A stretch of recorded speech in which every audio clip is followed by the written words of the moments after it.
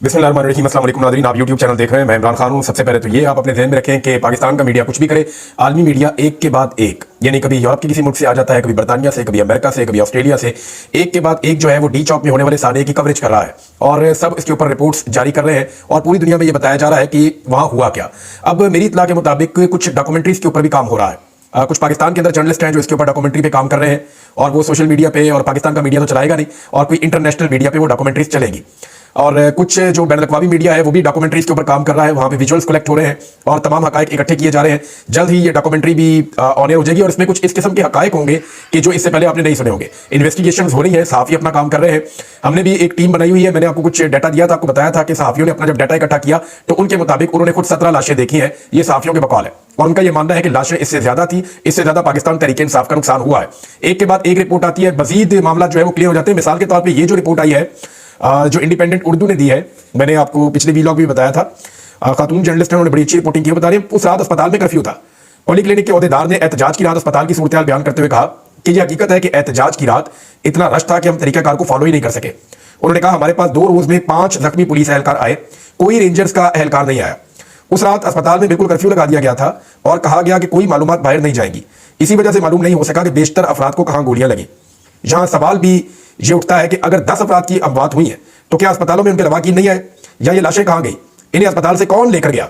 यही सवालात हमने पॉली क्लिनिक अस्पताल के अहदेदार से भी किया, जिस पर उन्होंने बताया कि जख्मियों और लाशों को अस्पताल में पुलिस लाई थी, जिन्हें बाद में उन्हीं के हवाले कर दिया गया। अब पुलिस अगर उनके साथ तफसीलात शेयर करना चाहे तो कर सकती है। हमारे पास कोई भी फैमिली मेंबर अपने घर के फर्द को अस्पताल नहीं लाया, तमाम अफराद को पुलिस अस्पताल लाई थी, क्योंकि ये सारे लोग फैमिलीज के साथ नहीं आए थे ना, ये तो पार्टी के साथ आए थे। तो जब इनके ऊपर अटैक किया तो लोग उस वक्त भाग रहे थे। तो अब जब जो लाशें या जख्मी वहां अस्पताल पहुंचे, चाहे वो अपनी मदद आपके तहत पहुंचे, वो पुलिस ने बाद में कंट्रोल ले लिया था। ये बात ठीक है। अब नाज़रीन कुछ डॉक्यूमेंट्रीज के ऊपर मजीद काम हो रहा है जो आने वाले दिनों में आपको नजर आएंगी। पाकिस्तान तहरीक इंसाफ ने एक व्हाट्सएप नंबर भी जारी कर दिया है, इसकी तफसीलात मैं आपके साथ शेयर कर देता हूं और जिसके बाद भी कोई विजन हो वो शेयर करें। आज कुछ लोगों ने मुझे कुछ वीडियोस और तस्वीर भिजवाई है, मैं भी इस नंबर पे भेज दूंगा, फॉरवर्ड कर दूंगा। हो सकता है वो उनके लिए नहीं हो। अगर आपके पास इस्लामाबाद में रियासती कत्लेआम से मुताल्लिक जुल्म बर्बरियत का फोटो या वीडियो रिकॉर्ड है, शुहदा और उनके जनाजे की वीडियो है, लापता लोगों की तफसीलात है, तो बराए मेहरबानी इस व्हाट्सएप नंबर पर भेज दें, मैसेज कर दें और जो मालूमात देगा उसका नाम और नंबर मुकम्मल तौर पर सीगा राज में रखा जाएगा, किसी को नहीं बताएंगे कि किसने ये दिया है। अच्छा जी, नंबर है 0044, ये बरतानिया का नंबर है और नंबर ये 0044 7827 768 140। ये नंबर जो है ये व्हाट्सएप नंबर है, इसके ऊपर कोई फोन शोन नहीं आप कर सकते, आप सिर्फ फुटेज और वीडियोस इसके ऊपर डाल सकते हैं, आप भिजवाएं और पाकिस्तान तहरीक इंसाफ उनको जमा करेगी। आने वाले दिनों में जो डॉक्यूमेंट्रीज बन रही हैं ये उसका हिस्सा बन जाएगा। तो नाज़रीन ये सूरत हाल है। उधर वज़ीर इत्तलात जो है वो एक के बाद एक अजीबोगरीब शर्त रख देते हैं, यानी रोजाना पाकिस्तान का वज़ीर इत्तलात एक नई डिमांड करता है और अगले दिन बजाय शर्मिंदा होने के वो मजीद जिल्लत समेटने के लिए एक नई डिमांड कर देता है। मिसाल के तौर पे पहले उसने कहा गोली चली नहीं, ये इतना बड़ा क्लेम कर दिया, लेकिन फिर कहा कि साबित करके दिखाएं। फिर लोगों ने इतनी वीडियोस लगाई कि हर तरफ गोली चल रही है, हर तरफ गोली चलने की आवाज आ रही है। सहाफियों ने गवाहियां दे दी, उन सहाफियों ने गवाहियां दे दी जिन्हें वज़ीर इत्तलात कह ही नहीं सकता कि ये गलत बात कर रहे हैं। फिर वज़ीर इत्तलात ने कहा कि किसी को गोली लगी नहीं, उसके बाद एक वीडियो उसने कहा दिखा दे, फिर एक के बाद एक वीडियो आई और अब तक सैकड़ों वीडियो आ चुकी हैं कि लोगों को बुलेट इंजरीज है। अस्पतालों का रिकॉर्ड आ चुका है कि लोगों को बुलेट इंजरीज है। वज़ीर इत्तलात शर्मिंदा होने के बाद एक और चैलेंज देता है कि कोई एक लाश दिखा दे।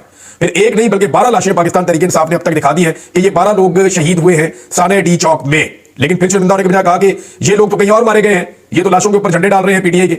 अब मैं ये जानना चाहता हूं कि अता तारड़ साहब के घर में कोई फौत हो, खुदा ना खास्ता अल्लाह ना करे, तो कोई उसके ऊपर जाके नून लीग का या पीटीआई का झंडा डाल सकता है? नहीं डाल सकता। कोई भी अपने घर में मरने वाले के जिस्म के ऊपर झंडा नहीं डालने देता, ये कोई लाश की तौहीन नहीं करने देता। ये वही लोग हैं जो पीटीआई के एहतजाज के अंदर, और उनकी तस्वीरें हैं बाकायदा, ये जितने लोग वहां पे शहीद हुए हैं उनके मोबाइलों के अंदर, उनके दोस्तों के मोबाइलों के अंदर जो लोग उनके साथ गए थे उनकी तस्वीरें, वो पहले वहां पे सेल्फियां बना रहे थे, तस्वीरें बना रहे थे और बाद में उनकी डेड बॉडी पड़ी हुई थी। अब ये लोग, ये तो साबित हुआ कि ये सारे लोग डरने के लिए गए थे, बाद में इनका इंतकाल कैसे हुआ? उसी बीच में हुआ ना, और तारीख भी वही है इनके इंतकाल होने की। अच्छा, अब ये कहते हैं जी कोई एक स्नाइपर दिखा दे। वो पहले जो है वो लोगों ने पकड़ा भी था एक स्नाइपर को और वो गन भी लेके आए थे, लोगों भी दिखाई थी, बल्कि एक वीडियो बन रही थी कि वहां पे स्नाइपर बैठा हुआ और वो वीडियो बना रहे थे जहां से गोली चलती थी, लोग दिखा रहे थे।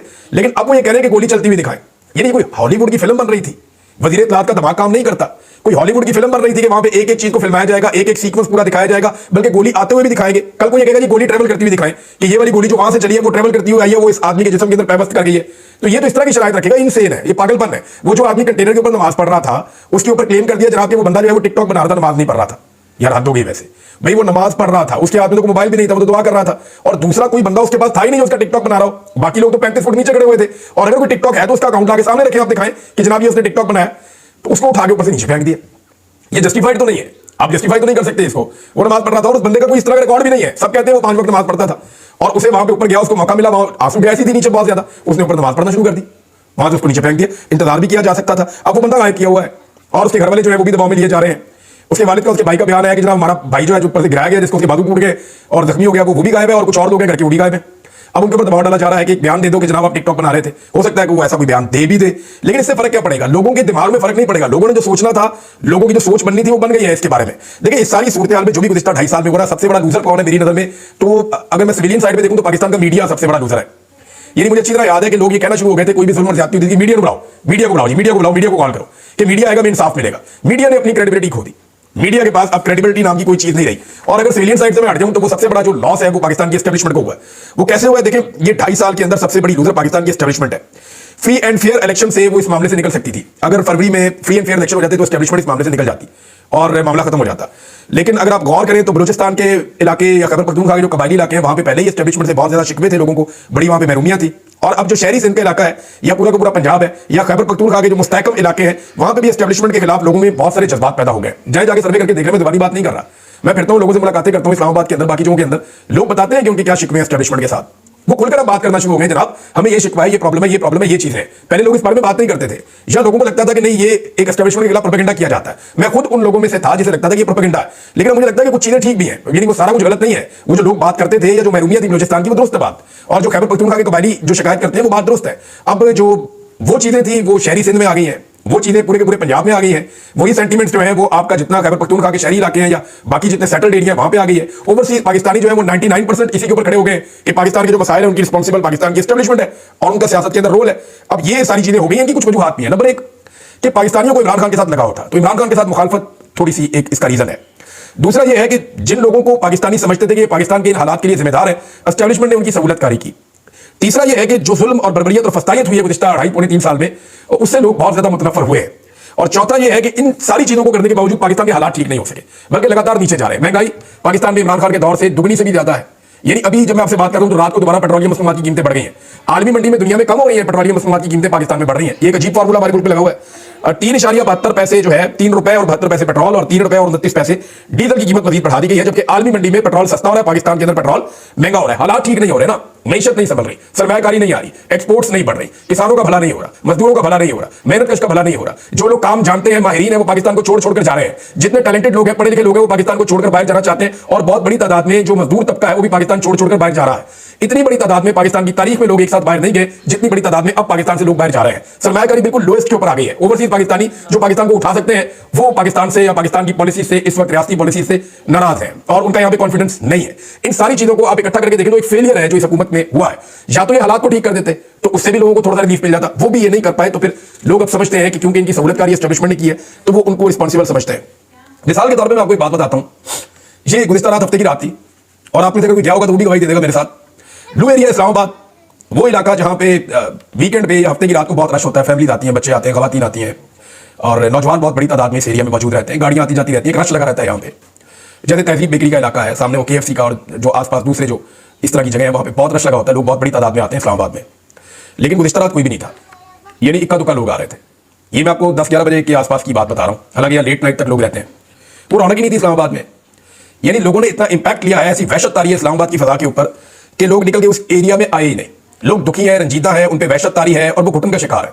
लोगों को लग रहा है कि पाकिस्तान में घुटन है।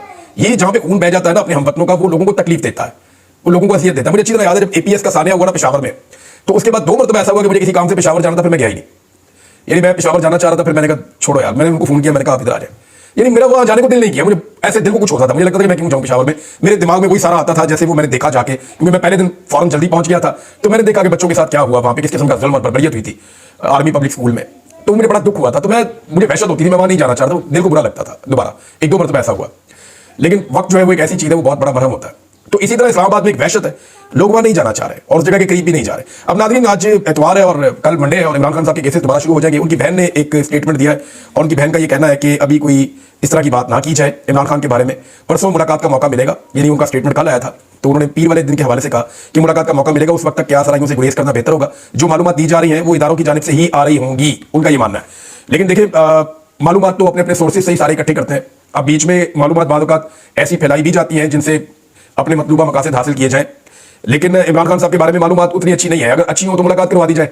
वुकला गए हैं, 2 दिन लगातार कोशिश करते रहे, अदालतों के हुक्म भी मौजूद थे, इसके बावजूद इमरान खान साहब को वुकला से नहीं मिलवाया गया और बहुत सारे खदशात हैं इमरान खान साहब की सेहत को लेकर। उनको वहां से ले जाने का एक हतमी फैसला तो हो चुका है, ये फैसला हो गया कि इमरान खान साहब को यहां से लेकर जाना है, वो तय भी कर दिया गया कि कैसे लेकर जाना है, उसकी तैयारी भी कर दी। लेकिन अभी जब मैं वीलॉग रिकॉर्ड कर रहा हूं तो अभी तक ये खबर नहीं आई कि इमरान खान साहब को वहां से मुंतकिल किया गया। और ये अचानक फैसला हो सकता है किसी भी वक्त इमरान खान साहब को मुंतकिल किया जाए। क्या किया जाएगा, कैसे किया जाएगा, क्योंकि उसके असरात बड़े अजीब होंगे। किसी को भी आइडिया नहीं है कि पाकिस्तानी किस वक्त किस तरह का रिएक्शन दे दें, तो उस रिएक्शन के खौफ को असेस करके ही जो काम करना है वो करना है। बहरहाल ये मैं आपको बता देता हूं कि वहां ये बता दिया गया है जेल में कि ये एक्टिविटी होनी है। अब देखिए ये कब होती है और कैसे होती है, इसके बारे में अभी मैं कुछ कह नहीं सकता। एक और चीज है जी, बिलावल ने स्टेटमेंट दिया है, और बिलावल के इससे पहले भी आपको एक स्टेटमेंट याद होगा जब बिलावल ने कहा था कि ब्रूट मेजॉरिटी, यानी जबरदस्ती के साथ हम अपनी मेजॉरिटी पूरी कर देंगे, जुल्म और ज्यादती के साथ अपनी मेजॉरिटी पूरी कर देंगे। आपको याद होगा ये जमहूरी पॉलिटिकल पार्टी है, हमेशा जमहूरियत का राग लाते थे। बेनजीर भुट्टो ने हमेशा सियासत के अंदर जो है वो फौज की मुदाखलत हो, एस्टेब्लिशमेंट की मुदाखलत हो या गैर सियासी अनासर की मुदाखलत हो, उसकी मुखालफत की थी। बेनजीर भुट्टो ने अपनी सियासत के अंदर जो है वो एंटी एस्टेब्लिशमेंट एक बड़ा जबरदस्त बयानिया अपनाया था, लेकिन वो शहीद हो गई। उसके बाद आसिफ अली जरदारी साहब ने बिल्कुल ही अपना काया पलट दी और बिलावल ने बिल्कुल उसी रविश के ऊपर चलना शुरू कर दिया। अब बिलावल जरदारी और मरियम नवाज में फर्क पता क्या है? मरियम नवाज जब पॉलिश करती हैं तो वो पॉलिश उनके हाथों पे और उनके बाकी जगहों पे लग जाती है, कपड़ों पे पता चल जाता है कि पॉलिश कर रही है। बिलावल पॉलिश बड़ी खुफिया तरीके से करते हैं और पता नहीं चलता कि इन्होंने पॉलिश की है। यानी बिलावल ने हर तरह की सहूलतकारी की है, जो उनको कहा गया उन्होंने वो तमाम काम किए हैं। जो गलत कानून साजी कही उन्होंने पास करवाई है, जो गलत आईनी तरमीम कही उन्होंने वो करवा के दी है, जितना जुल्म कहा गया उन्होंने वो करके दिया है। हर बर्बरियत में उन्होंने पूरा साथ दिया है, लेकिन बिलावल ने अपने कपड़े बचाए। बिलावल ने अपने हाथ और अपना चेहरा बचाया है, वो कालक जो पॉलिश की है वो अपने ऊपर लगने नहीं दी। पीएमएलएन का प्रॉब्लम यह है कि वो पॉलिश करते हैं तो वो लगी हुई नजर भी आ जाती है। मुझे एक वाकया याद आ गया, इस्लामाबाद में एक मीटिंग हो रही थी और पाकिस्तान पीपल्स पार्टी के लोग भी बैठे हुए थे और पीडीएम की ये मीटिंग थी और ये एक सियासतदान है इस्लामाबाद के बहुत बड़े, उनके घर में मीटिंग हो रही थी। तो वहां पे उस मीटिंग के दौरान पीपल्स पार्टी के एक सियासतदान ने एक बात कही पीएमएलएन वालों को डांटते हुए कि यार तुम बोटी भी खाते हो ना। और ये मैं आपको पक्की बात बता रहा हूं, मुझे नून लीग के बड़े सीनियर रहनुमा ने ये बात बताई थी। उन्होंने कहा पीपल्स पार्टी के एक सीनियर रहनुमा है, उन्होंने हमसे बात करते हुए, मैं डांटते हुए ये कहा कि यार तुम लोग बोटी भी खाते हो ना, तो सारे शहर को पता चल जाता है कि तुमने बोटी खाई है। हम बकरा खाते हैं तो इतना सा निशान नहीं बचता। ये जनाब पीपल्स पार्टी के एक रहनुमा ने पीएमएलएन के एक रहनुमा को ये बात इस्लामाबाद की एक मीटिंग में कही थी, जहां पे पीडीएम का इजलास थोड़ी देर के बाद होना था, लेकिन वो वहां पे इकट्ठे थे, तो जो लोग पहले आ गए थे तो वहां पे उन्होंने बात की थी। अब बिलावल साहब ने जो नया शोशा छोड़ा है वो ये कह रहे हैं कि चाहे बातचीत से हो या लाठी से, हमें पाकिस्तान में इस्तेहकाम चाहिए, यानी लाठी वाली जमहूरियत। ये सबको पता है कि पाकिस्तान में सियासी इस्तेहकाम आएगा तो ही पाकिस्तान में माशी इस्तेहकाम आएगा, ये सबको पता है। लेकिन सियासी इस्तेहकाम क्या लाठी के साथ कभी आया? मुमकिन नहीं है। लेकिन ज़ियाउल हक ने लाठी के साथ इस्तेहकाम लाया था, लेकिन उस वक्त अमेरिका की अफगानिस्तान में लड़ाई शुरू हो गई थी सोवियत यूनियन वाली, और रूस को तोड़ने के लिए पाकिस्तान में धड़ाधड़ डॉलर्स आ रहे थे, तो पाकिस्तान का गुजारा हो गया। अभी तो अगर हमारे पड़ोस में अगर ईरान के साथ लड़ाई हो जाती है, इसराइल की और अमेरिका की, और आप अड्डे दे देते हैं और आप सहूलतकार बन जाते हैं, सारी फौजों को आप अफगानिस्तान या पाकिस्तान में बलूचिस्तान में तो उतार देते हैं और आप कहते हैं कि जाके लड़े, हमें पैसे दीजिए, तो फिर तो चलो सिचुएशन बन जाएगी कि आपको इतने सारे डॉलर आ गए। या पाकिस्तान में कोई बहुत बड़े बड़े पेट्रोल के कुएं निकल आते हैं तो आपके जी ठीक है हमें पैसा मिल गया, या कोई आपकी लॉटरी निकल आती है पाकिस्तान की तो आप कहें। अदरवाइज देखें ये कैसे हो सकता है कि आप लाठी के साथ इस्तेहकाम लेकर आए? लाठी से सियासी इस्तेहकाम नहीं आता होता। लाठी से आप वक्ती तौर पे लोगों को दबाते हैं, लेकिन वो सियासी इस्तेहकाम नहीं होता, लिहाजा उसके नतीजे में कभी भी माशी इस्तेहकाम नहीं आता। ये बुनियादी छोटी सी चीज है जिसकी अभी तक बिलावल को समझ नहीं आई। वहां गोलियां चल गई हैं तो क्या इससे इस्तेहकाम आ जाएगा? कभी भी नहीं आएगा। लोगों के दिलों में नफरत पैदा होगी, लोग और ज्यादा मायूस होंगे, लोग और ज्यादा अपनी इन्वेस्टमेंट को कम करेंगे और पाकिस्तान के सिस्टम के ऊपर से लोगों का एतबार उठता चला जाएगा। अब बिलावल का स्टेटमेंट है कि पीटीआई को जगह देने के लिए पीपल्स पार्टी को माजी में तोड़ा गया, तो मैं बिलावल को यह बात बता देता हूं कि पीपल्स पार्टी को बिलावल के वालिद जरदारी साहब से ज्यादा नुकसान कभी किसी ने नहीं पहुंचाया। मेरे बेशुमार जानने वाले लोग पाकिस्तान पीपल्स पार्टी में थे, उन सब ने पाकिस्तान तहरीक इंसाफ को ज्वाइन किया उस वक्त जब आसिफ अली जरदारी साहब ने पीपल्स पार्टी को तबाह करना शुरू कर दिया पंजाब में। बेशुमार लोगों ने पीपल्स पार्टी को छोड़ा और पीटीआई को ज्वाइन किया, और बहुत सारे लोगों ने पीएमएलएन को छोड़ा और पीटीआई को ज्वाइन किया। वजह इमरान खान साहब जो शऊर दे रहे थे लोग उन्हें फॉलो कर रहे थे। इमरान खान साहब जो तब्दीली का नारा लगा रहे थे लोग उसको फॉलो कर रहे थे। इमरान खान साहब ने हर वो बात की जो पब्लिक में पॉपुलर हो गई और लोगों को फॉलो करना शुरू हो गए, जबकि पीपल्स पार्टी और पीएमएलएन ने हर वो हरकत और हर वो बात की जो पब्लिक में पॉपुलर नहीं हुई। इनके करप्शन के केसेस हैं, इनके अकरबा परवी के केसेस हैं, इनके जो है मनी लॉन्ड्रिंग के केसेस हैं, ये यहां से पैसा बाहर भिजवाते रहे हैं, ये दुनिया के अंदर जायदादें बनाते रहे, तो इनका और इमरान खान का मवाजना बनता नहीं है। तो इनकी पॉलिटिकल पार्टीज को वाकई में लोगों ने छोड़ा और छोड़कर इमरान खान साहब की पार्टी में गए। ये चीज फजलुर रहमान साहब को भी फेस करनी पड़ी, एएनपी को फेस करनी पड़ी। एएनपी के बेशुमार लोग जो है वो छोड़कर पीटीआई में चले गए। पीटीआई वाहिद जमात है जिसमें सारी जमातों से लोग छोड़ छोड़कर आए हैं। अब ये सब जमातों को इस बात का दुख है कि हम मकबूल हुआ करते थे लेकिन हमारे लोग छोड़कर इनकी जमातों में चले गए, तो पीपल्स पार्टी में जमहूरियत कोई नहीं है और अब वो बदला लेना चाहते हैं, बल्कि सारी जमातें बदला लेना चाहती हैं। लेकिन पीटीआई इस वक्त है क्या, ये मोहम्मद जुबैर साहब ने एक एनालिसिस किया है, वो मैं आपको बताता हूं। वो कहते हैं पीटीआई को क्रश करके आप पाकिस्तान को क्रश करेंगे। पीटीआई महाजरों में भी उतनी मकबूल है जितनी पख्तूनों में है, जितनी पंजाबियों में है और जितनी बलोचों में है। 80% पढ़ी लिखी अर्बन मिडिल क्लास सपोर्ट करती है पीटीआई को, और जो मजहबी कट्टर लोग हैं वो भी पीटीआई को पसंद करते हैं। कोई जमात नहीं है जिसको इतने ज्यादा तबकात सेम टाइम में इतनी बड़ी तादाद में सपोर्ट करते हो। ये सिर्फ इमरान खान साहब को सहूलत मैसर है और किसी को नहीं है, बाकी सबके पास ये सहूलत निश्ता। अब तक इतने, अपना ख्याल रखिए, अपने चैनल का भी अल्लाह हाफिज़।